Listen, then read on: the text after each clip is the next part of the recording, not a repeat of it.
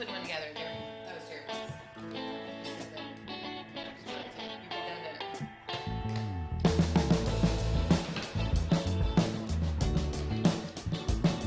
Jeremy wrote the white people dead up here. Pale red flicker of a candle, Yeah. I mean, that's a really Stone Age men by fireside. Drive LA just to see the stars. High-beams flash from passing cars. City shines no matter where you are. Got to admit that the light is. Got to admit that the light is. Oh, I've got to admit that the light is.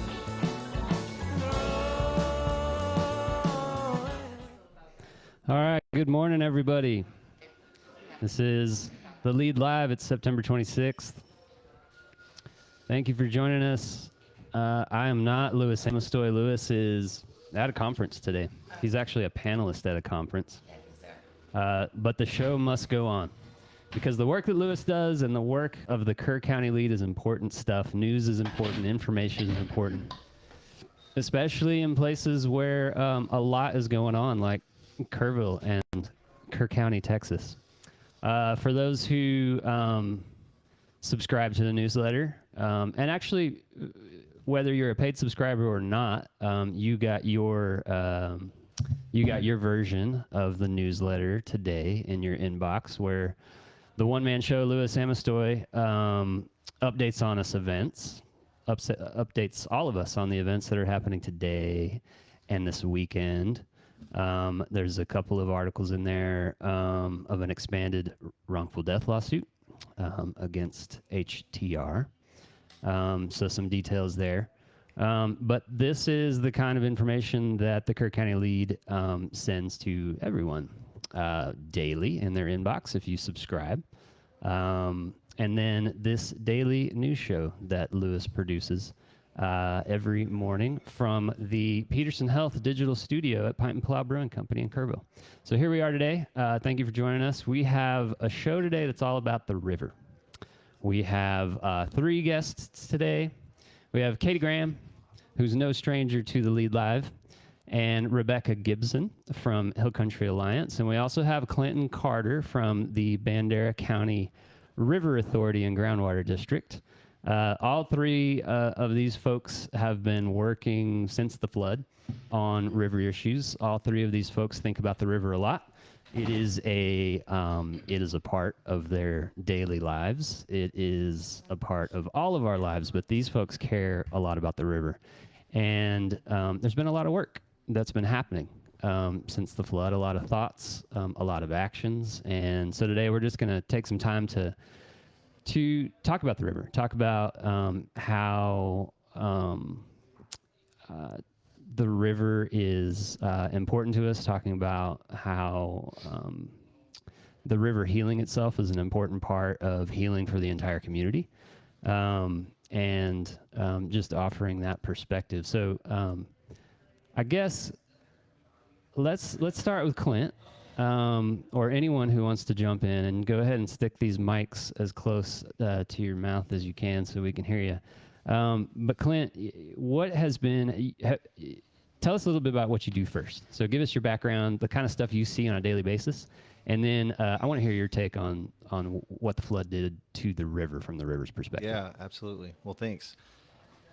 So the work that we do in Bandera County River Authority and Groundwater District, it's kind of a unique organization because we are the only river authority that is also a groundwater district. So we're kind of this quasi-governmental conservation organization. And I think that's really important because we have our heads above ground and below ground, and we manage water resources on a large scale. On a daily basis, there's a lot of water quality sampling, invasive species management, there's groundwater monitoring, assessing overall aquifer health conditions. But we are definitely in the watershed quite a bit. We got boots on the ground. Um, we have two major basins that run through the county, the Upper Medina watershed, and then that's separated by the Upper Sabinal watershed, which is a part of the Nueces basin. So yeah, that's pretty much, kind of my take on it. I've been at the River Authority and Groundwater District for almost 8 years now. And prior to that, I actually worked for the City of Kerrville Water Reclamation Department, which that's very interesting. I loved every minute of it. I mean, talk about biochemical complexities, understanding what goes on at a wastewater treatment plant is very eye-opening. Yeah, I think everybody needs to take a tour of a If you wastewater haven't taken treatment a plant. tour, I highly recommend it for sure. And to see like this open channel of sewage coming into this plant Yep. and not quite understanding all of the diversity of materials that are included in that sewage stream. It's not just the two things that you think of first when you think of sewage. It's a lot of stuff. And then to walk through that process and go all the way to the very end and see that effluent water that's coming out here, it's discharged back into a creek, which then goes right into the Guadalupe River. But to kind of see the quality of that water, the clarity and the cleanliness of that water that's being reintroduced back into the system, it's like you're so proud to be a human, and of all of our feats of engineering that we can pull It off. is to, like, absolutely amazing. Yeah. It's almost like a human digestive tract in reverse. Yeah, that's a good way to put it. I like that. Right. And and I was at the Medina River this week, actually, over at River Oaks Court in Medina. Nice. They have a beautiful property around the river. And one thing, I was walking upstream of the river of the Medina, which I've done a lot in the Guad. I mean, for years and years and years, but especially lately. And there's definitely there's a real difference right now. When you are in the water of the Medina, it feels different, it looks different, it smells different, versus when you're in the Guadalupe River. And I'm not saying good or bad, it's just a different dynamic right now. And one of the things I've noticed, that's the most obvious right now with the Guadalupe River is the turbidity, how kind of, cloudy, how cloudy it looks. Is that something that we need to be concerned about? Is it going to clarify? Like, what's going on there? Yeah, that's a great question, and I certainly don't have the answers, but I've noticed the same thing. Typically, we don't see that high level of turbidity persisting for this long, but I think it's important to remember the level of disturbance that this system has had. Medina River also had a flood in July, and it was a good rise, overbank flooding, moderate stage flooding, but that was more of kind of like your natural replenishing floods that are crucial for supporting river systems and riparian habitats. And what we've seen here on the Guadalupe is just catastrophic, with all the rearranging and the biomass loss. I'm sure that plays a really big role in what we're seeing with the tannin colored water and the high turbidity. So how long that persists, I don't know. Yeah, and I know, something that Katie has been very adamant about in these last almost 3 months is when you talk about the disturbance of the flood, that was one thing. But the disaster cleanup response after this flood has been just as unprecedented as the flood itself, with state and federal resources pouring into Kerr County, and these contractors that have just done, this phenomenally extraordinary job of removing debris, both organic and inorganic, metal, trash, plastic, cars, everything that they're pulling out. But that cleanup effort has kind of had its own impact, on the river. And I know, Katie, you've been thinking about that a lot. we call this area, the riparian area. So it's kind of between the where the water edge ends and then the land begins. There's this relatively narrow strip of land that has a very high level of function for its relatively kind of small footprint that it takes. And when you have big machines that are in those areas, removing organic material, that's a whole other kind of disturbance. So what have you seen So I in was those repair? we took the boys to Medina River just a few days probably before you went. And I was just, I don't know if you am I close enough to this? Yeah, we can hear you. I was just taken back by the recent flood that you guys just had, and just to witness the debris that's still hanging on the trees and these rich, dense, tall riparian areas, vegetation that still remain.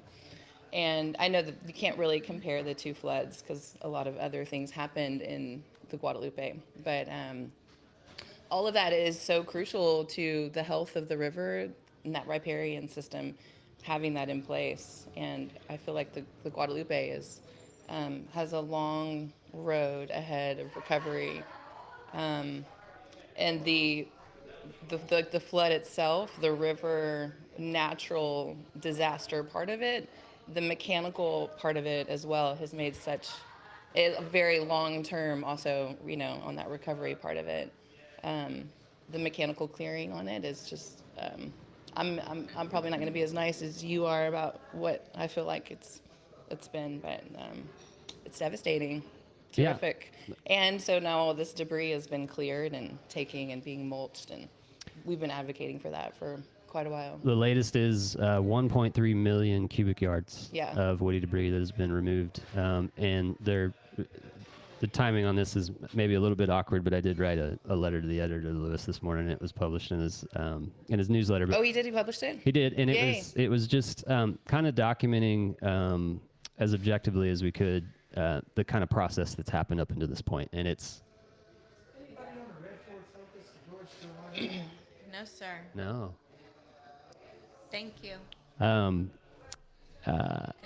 And so thinking about, 1.3 cubic yards, 1.3 million cubic yards of organic debris, and most of that organic debris is critical for, the river to restore itself.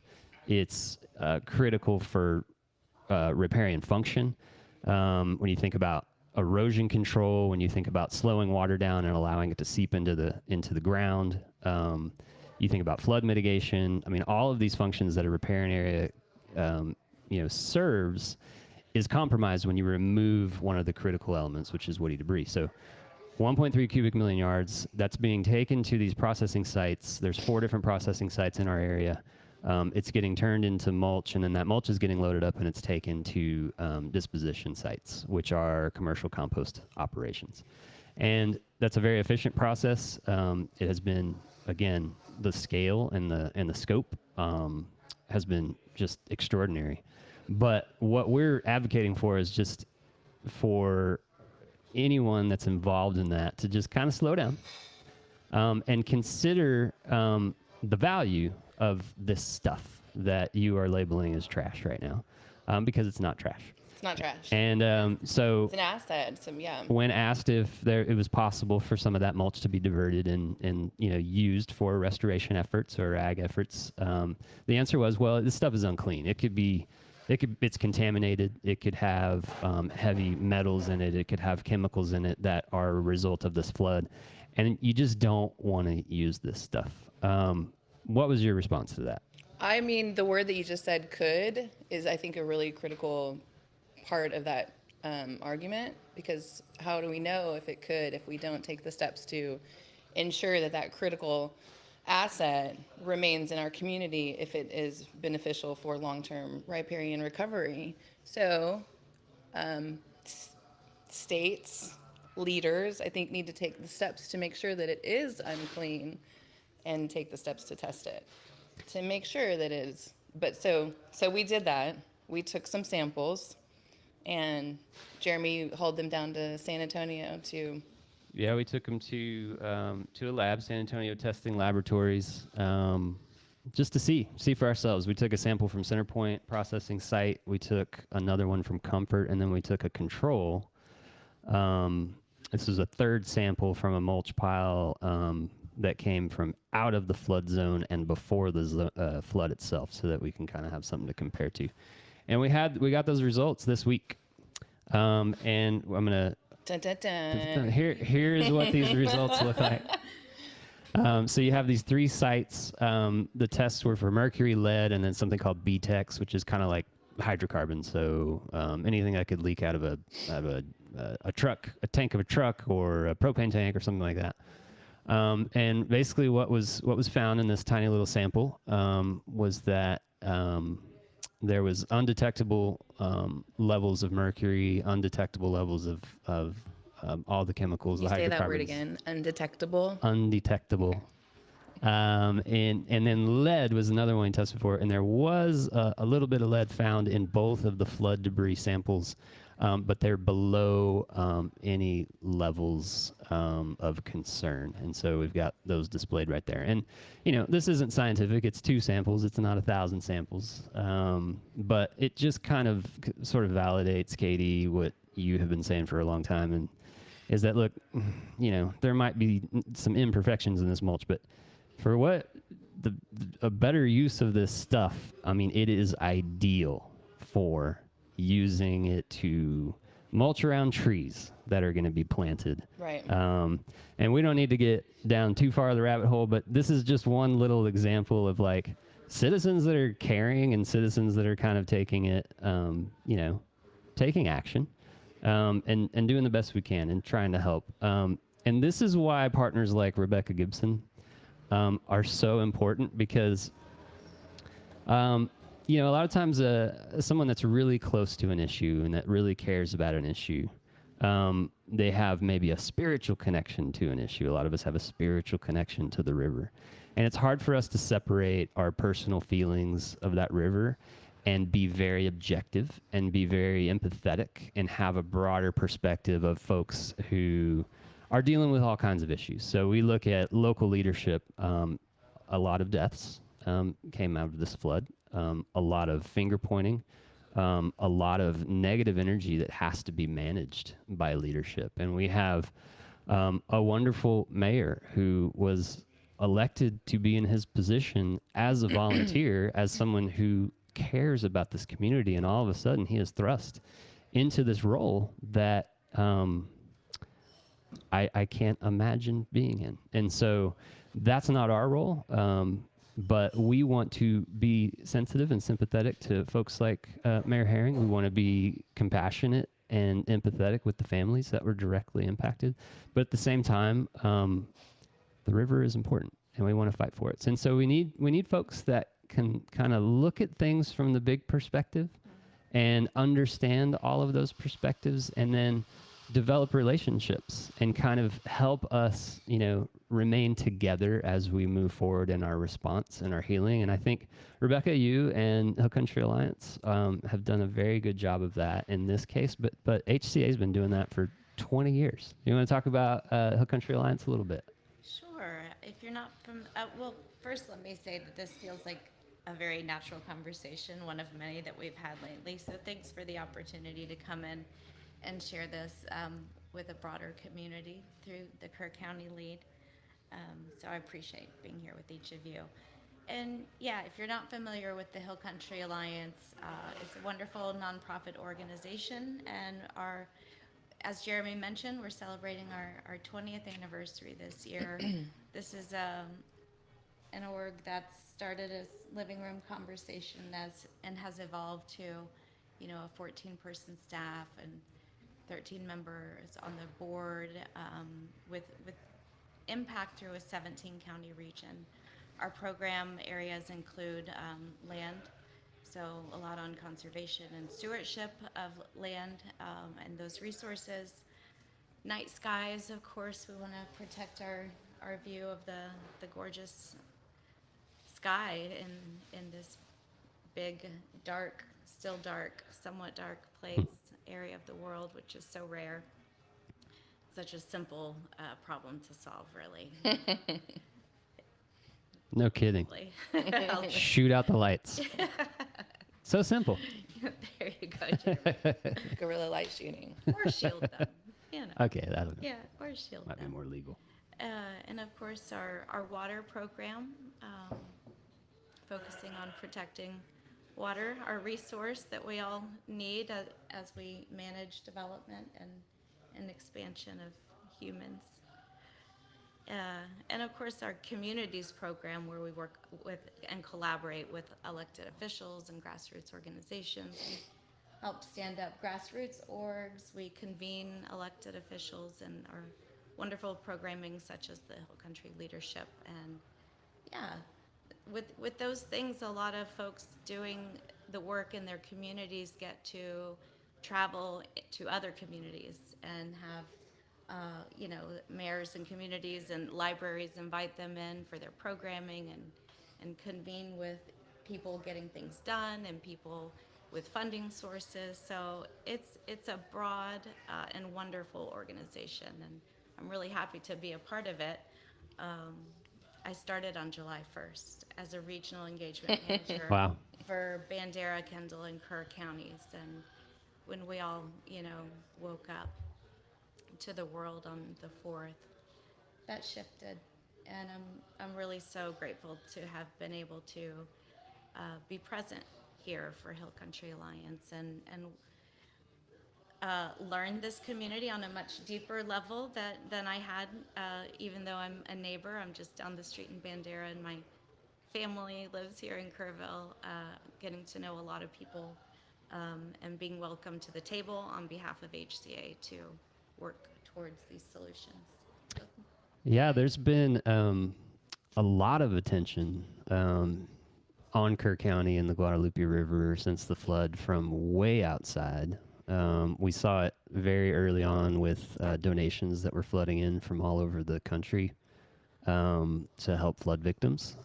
We talked a little bit about the unprecedented response of the Texas Division of Emergency Management and FEMA, but Texas Parks and Wildlife is here in a big way. Texas A&M Forest Service is here in a big way. We have San Antonio Botanical Garden and their trees initiative, which we can talk about, which is a pretty cool restoration project. We have so many resources, that are here, and so much Don't forget your locals. on top of the locals, UGRA and Riverside Nature Center, which was more or less destroyed by the flood, and then kind of activated their volunteer base to reopen. And their programming is back online, and it feels high energy, like everyone's so excited to be back and to be part of something bigger than themselves. And that stewardship organization has been around for over 30 years, right here in Kerrville and Kerr County. So, to see all of those partnerships happening, those local organizations, the regional organizations, the state organizations, all working together, really in a way that I don't think's ever happened before. And so I think if there's one word that you were going to use to kind of describe the feeling to kind of captivate Kerrville and Kerr County in the next 10 years, the words that I would use is opportunity. Because I think some extraordinary things can come out of this. And we're starting to see some of that positive happen across all the levels. We have folks that were directly impacted by this flood, at least the few that I am familiar with and have talked to, they feel so grateful for all of the help and everyone that has reached out in a very genuine, not egotistical way, to genuinely try to help these people and get them back on their feet. Businesses helping businesses, get back together and reopen the doors. And then, work that's on the river too. And so, I think that's one of the roles of HCA is kind of, being a regional organization in 17 counties, having all of these programs across the board for so long.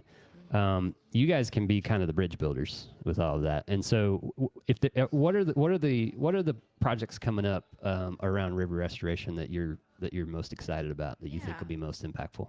Well, I don't want to kind of skip the story, because back in July I got a call saying, hey, we're going to be, this was from Catherine Romans, our executive director, and a colleague, Leah Cuddyback. They were driving through and they were stopping at Central Provisions to meet with you guys.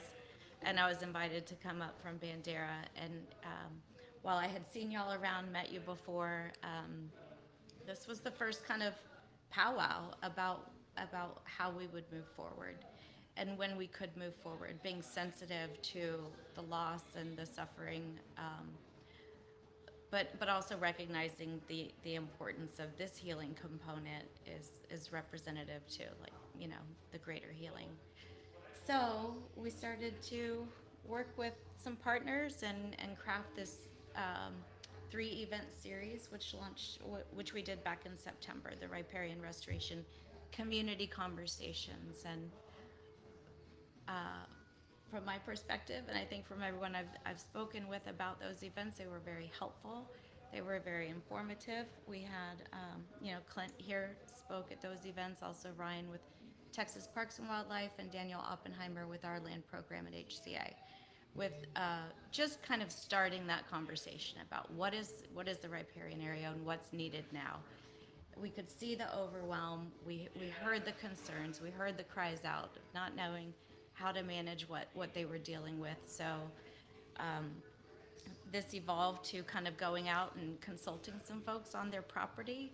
And this is Clint can talk probably a little bit more about what's happened with that, but this is UGRA and volunteers, expert volunteers, Texas Parks and Wildlife, in those roles, going and talking to people about their needs. So from that collection of conversations as well, there's another program coming up, another 3-part series that we'll be co-hosting with our regional and local partners to provide a little bit more of an in-depth conversation about riparian, maybe some on-the-ground work, planting, and a real education from Steve Nelly, the author of Your Remarkable Riparian. So we're really excited about that. I'm not going to get into details until I see right now I've got calendar holds, so I don't want to share those dates if something's subject to change. But we'll be communicating that very thoroughly throughout the community. And as we had done in the first series where we hosted out west, central, and Kerrville proper, and east, we'll kind of mimic that. We'll have one in Hunt, one in the city of Kerrville, and another out in Center Point. Yeah, I think talking to riverfront landowners all the way from Hunt down to Center Point, I think there's a lot of I think you used the word overwhelming. They're looking at their land and they're seeing an impact on their land that they have never seen before, that their grandparents have never seen before, and so it's, what do we do? What do we do? And we have, these contractors that are offering to come on our land for free and do this, bring this big equipment and, lift things that we can't lift. And you don't want to turn that down. That's a valuable resource. And so what are some things that HCA and partners have done to kind of help landowners, specifically, like, look, man, we know this is a big deal, but like, here's the messaging and here's some tools that we can provide you to kind of help you figure this out. I can answer that question really well, and that is to my left, the guy who literally wrote the script, and I think I need to say I was just a part of writing the script, so to speak, coming up with the woody debris management guide. Yeah, and thank you for your work in that. But yeah, I think you can speak to that message that the workshops did communicate, and we continue to communicate. Yeah, communication is important. And when we were all kind of having these conversations early on, we were trying to compile resources about the benefits of woody debris material and organic material that's a part of this larger ecology in the watershed. And it was pretty difficult. There's different papers here, there's different resources there. So we're looking at trying to compile all this stuff in one sort of, one pager, so to speak. And it took quite a bit of effort, but we did it. It was a collaboration, and Jeremy was a big part of that. as well as some other local and regional partners, Steve Nelly and other folks.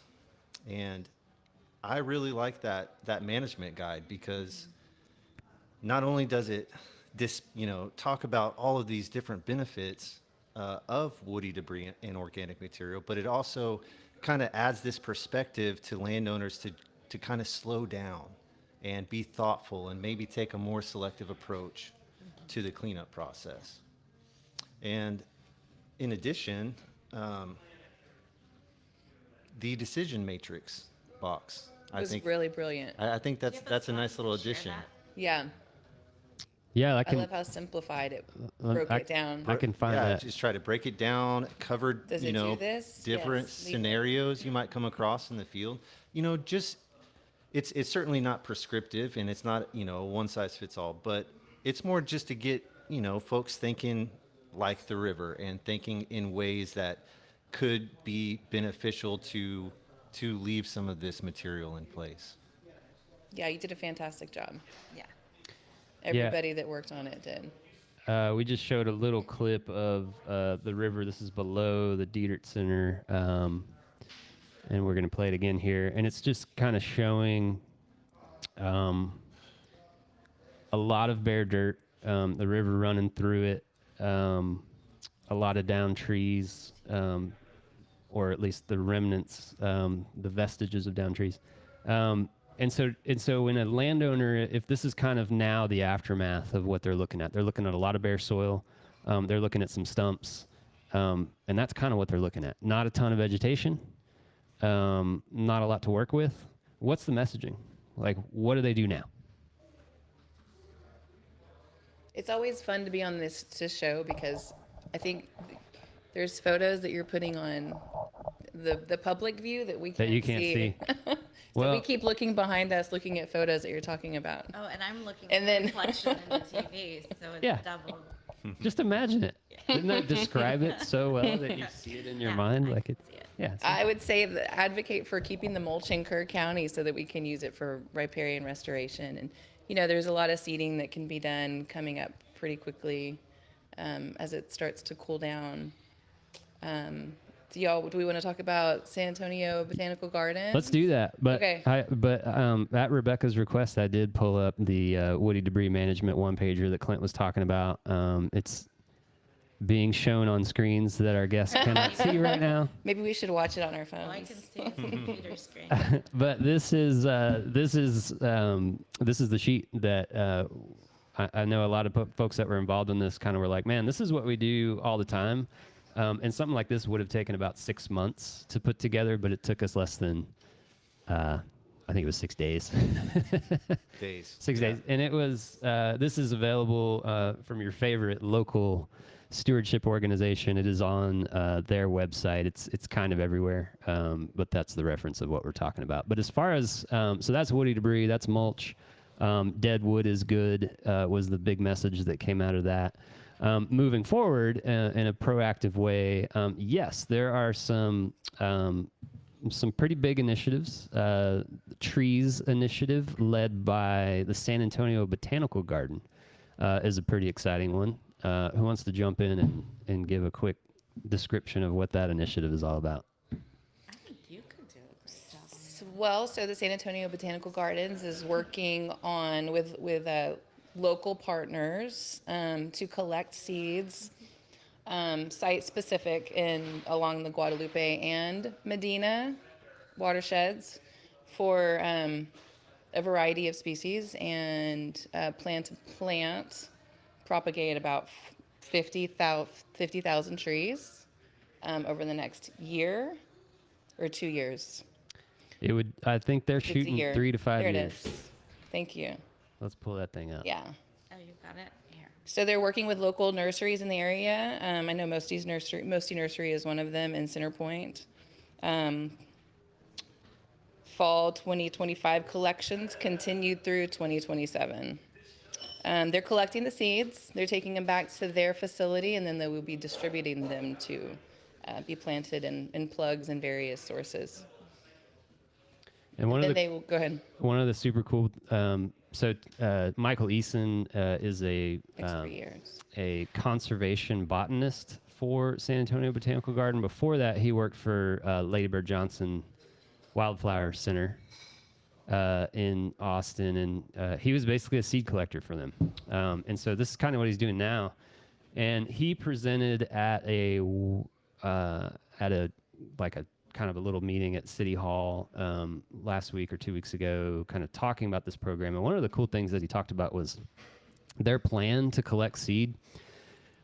They are so adamant about maintaining the genetic integrity of the seeds and then the trees that they're replanting that they have a seed plant like collection plan where they will they have a certain number of individual trees that have to be present before they commit to collecting seed from that little sub community, because they want to get not just seeds from one specific individual tree, but they want to get it from a family of 50 trees that are in a cluster, for example. And then they're taking that seed, they're labeling that seed, they're marking the location of that seed, and then that label is carried forward through the entire propagation process. And so when the seeds are cleaned, when they're stored, when they're sent to a local grower, that grower, that labeling kind of travels with that seed. So the grower now knows exactly where that seed came from. And so when it's time to replant that tree, it's going back to the very same area, like within only a few, Radius. Yeah. like it's a small radius of where that seed was collected. And so it better ensures that if that bald cypress was right there in Center Point, Right. the trees that are being planted in Center Point came from seeds that were from bald cypress in Center Point. And so this is like a real high level, highly ambitious. There's costs with that. There's labor with that. There's a lot of energy with that. And so they're kind of cautiously guessing that this could easily be a $3 to $5 million project to plant these 50,000 plus trees up and down the Guad. So, but they would not, and Michael said this, we would not have taken this on if we did not think it could be successful. That's awesome. And their level of success is, not just throwing a bunch of saplings in the ground and saying, well, if it's 90% mortality, we did what we could. That's not successful to them. Like they want to grow these trees and then plant them and then have a whole monitoring plan to make sure that those trees are, coming up the way that they need to so that they can put their roots down and do all the great things that these trees are supposed to be doing along the river. So, but that is San Antonio Botanical Garden Trees Initiative. There will be a ton more information of that program coming out in the coming months. It is a long-term project. And then there's also an effort, if that's trees, there's also an effort to kind of focus on grasses and all of the other species that occur in riparian areas that are just as important. Where are we on that? So seed recipes and funding, calculating how much is needed, considering outreach, how are we going to find the willing folks who want these materials planted and how to have the highest and best impact for restoration with cooperative landowners. Yeah, more to come. And I told Jeremy that I fondly nicknamed this project Grasses for the Masses, but it doesn't have an official name yet. I think that's a great name. That's a Should be an official name. I'm pretty sure Grasses just for the did. Masses is gonna stick. Yeah. Like, how Okay. can it not? It's fantastic. Okay, we'll get the correct approvals on that and move along. But that's a really exciting collaborative effort as well. Closely tied to the upcoming riparian restoration workshops, we'll have some plant giveaways, some seed giveaways happening. And then, that growing is also happening as well, and very specific to native seeds as well. Are there others besides Native American that are working on that? Yeah, but I wouldn't ask me to Okay. elaborate on that further. I do know there are multiple Yeah. folks. There's from- 4 or 5 major native seed growers or collectors In or that project providers right now. in the state, and they're Oh, they're okay. they're talking to all of them Okay, because this is thousands of pounds of seed, you know, that could be needed. And a lot of these species, and maybe Clint can speak a little bit on this, but a lot of these species aren't necessarily stuff that people buy at retail nurseries and plant in their front, you know, gardens. You know, switchgrass is not, you can get it in maybe some nurseries. Sawgrass is probably not one that a lot of people want to plant, but there's a high benefit to these native species. So like, how do you, they're not really a commodity right now that's available. So like, who's going to go out and collect those? Who's going to, you know, develop plugs? Like, you're kind of starting from scratch on some of this stuff, you know? So why are grasses important? Like, why are we even talking about, you know, spreading seed and Bank stability, Yeah. That's what it's all about. It's the rebar. species diversity, Water community filtration. composition, resilience. And the two species that you mentioned, Jeremy, are some of my favorite, switchgrass.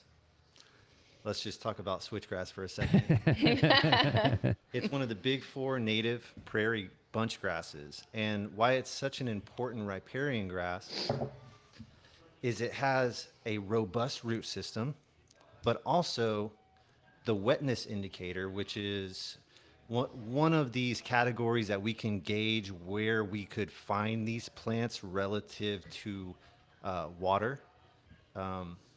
You know, we have our obligate wetland plants, which those plants, they have to have their feet wet all the time. You won't find them in the uplands.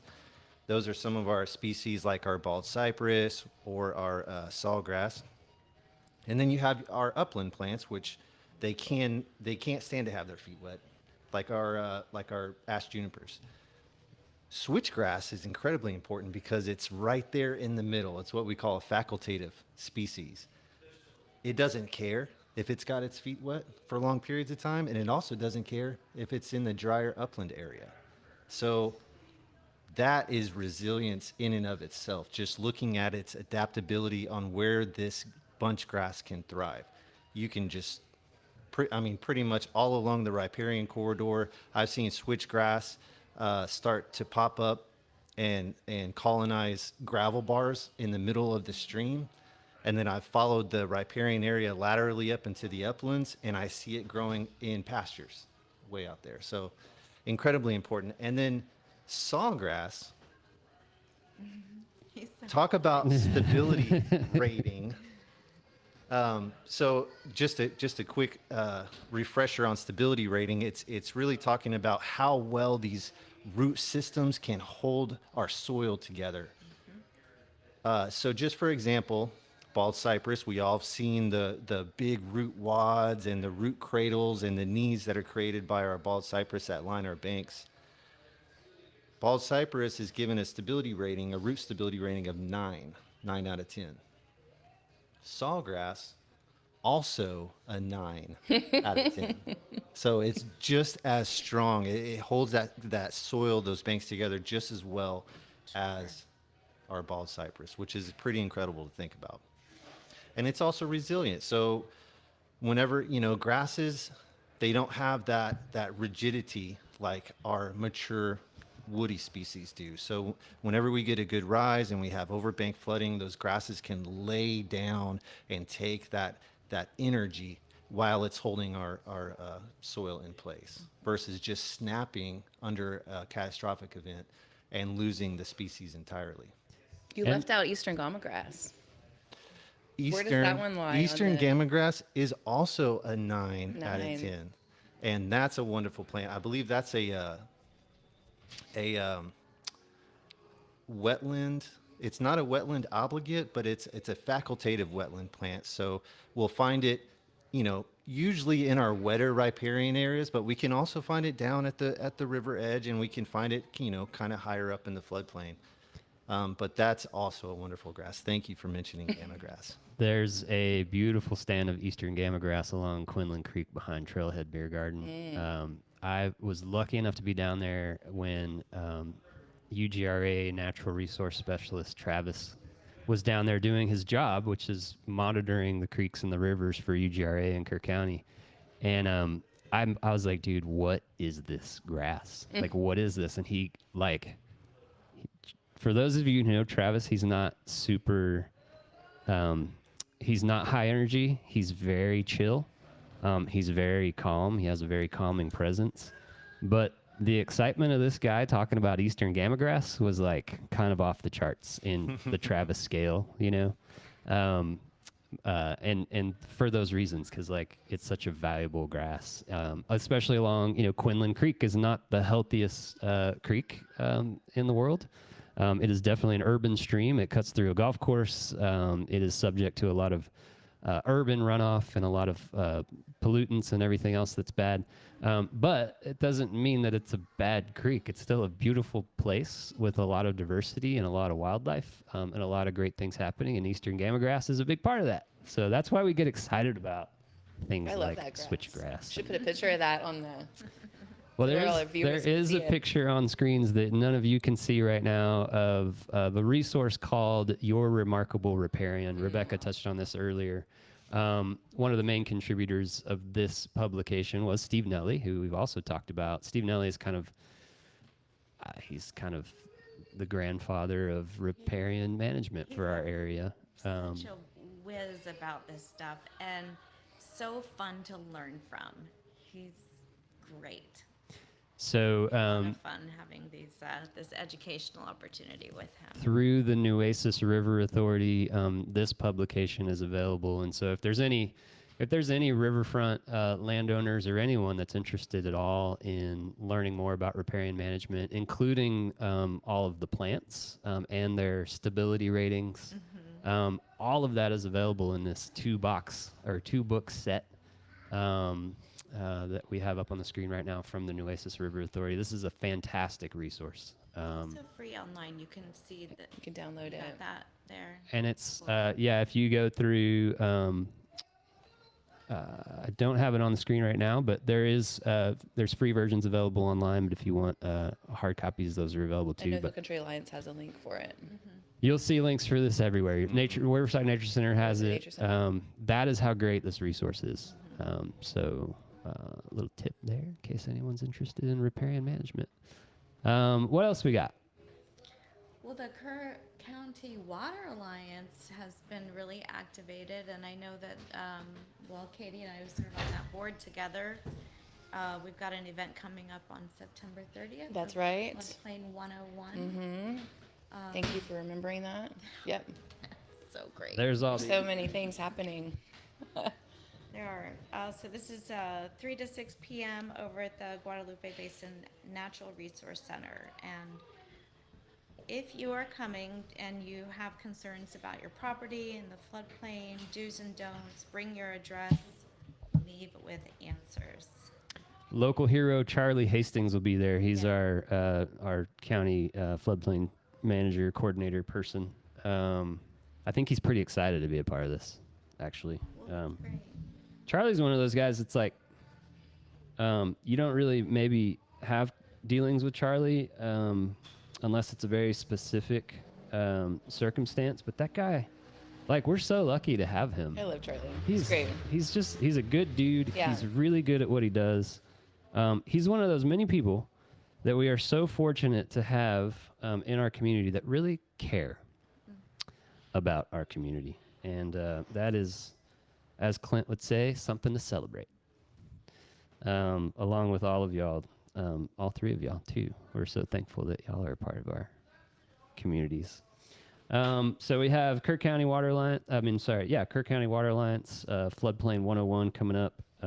We've got more workshops coming up, most likely in November.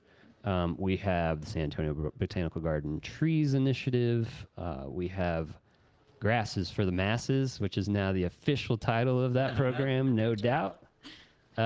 We have Katie knocking on every door and calling every number of anyone that she can find talking about woody debris and mulch staying in Kerr County. Good job, Katie. Thanks. I feel like, What's tomorrow? There's Oh, yeah. and tomorrow, go. coffee kayak. Coffee. That is tomorrow. It's tomorrow Saturday. Yeah. Yep. There's a lot of emotion tied to the river right now. So, Central Provisions has brought back our coffee kayak series. We're doing 2 a month, hopefully through the end of the year, if the weather permits it. And Clint, you came to our first one as we came back, So and that fun. was so helpful. How many people showed up for There were that? about 20 people that were there, So 20 boats. including all my kids, Yeah. including maybe 25. And that was really helpful to have you there. So thanks for coming. Thank you. And Rebecca was there.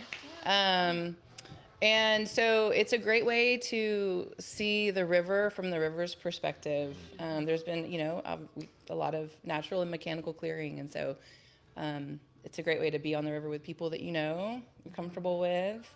And the next one, tomorrow, we're starting from Wharton Crossing, which is Monkey Island. There's a shuttle from Lions Park and Center Point to Wharton's. And Ryan McGillicuddy will be joining us for that one. So Ryan's Texas Parks and Wildlife. Parks and Wildlife Department, and as Clint did on the first trip, we'll have the opportunity to really do some intentional observation Yeah. of the riverbank, of the places of the flow, of the destruction and of the resiliency as well. So It's a really great. totally different perspective Yeah. on the water. It really is. You can drive the watershed and kind of see and feel like you understand what's going on, but until you actually get on the same elevation as the water itself, like it's still kind of a different world. It's always been a different world when you're on the river. It's just yet a differenter world down there right now. So Differenter, yes. definitely worth experiencing. And this is, to get back to one of the benefits of the Kerr County Lead. You have that event that Katie was talking about, Coffee and Kayak, is listed as one of the many events that's happening this weekend. Today, though, we've got one-on-one with a naturalist at the Riverside Nature Center. A certified Texas naturalist, master naturalist will be there from 10 a.m. to 12. So once you are done watching us, then you could head right over to the Riverside Nature Center and keep the conversation going. We've got a Granny Square cluster class at Rogue Skiing today at 1 o'clock. We have 3 different opportunities to watch Shriner Athletics today. At 5 o'clock, women's soccer against St. Thomas. We have women's volleyball on campus of Shriner versus Concordia today at 6 p.m. Lewis said that the last volleyball game, hundreds of people showed up. I think it was part of Shriner University's family weekend, and so there was a lot of parents in town, a lot of family, and it was really nice to see such a great turnout for these collegiate athletes doing their thing. And then men's soccer versus St. Thomas also tonight at 7 o'clock. The youth book club is happening at Central Provisions. The book that is this month's selection is A River Ran Wild. Which I realized after we listed that it's not really readily available, but it is a fantastic book, and I recommend everybody read it to their kiddos. And then over in Comfort at Bending Branch Winery, there's Naomi Shehab Nye and Marion Winnick doing a reading.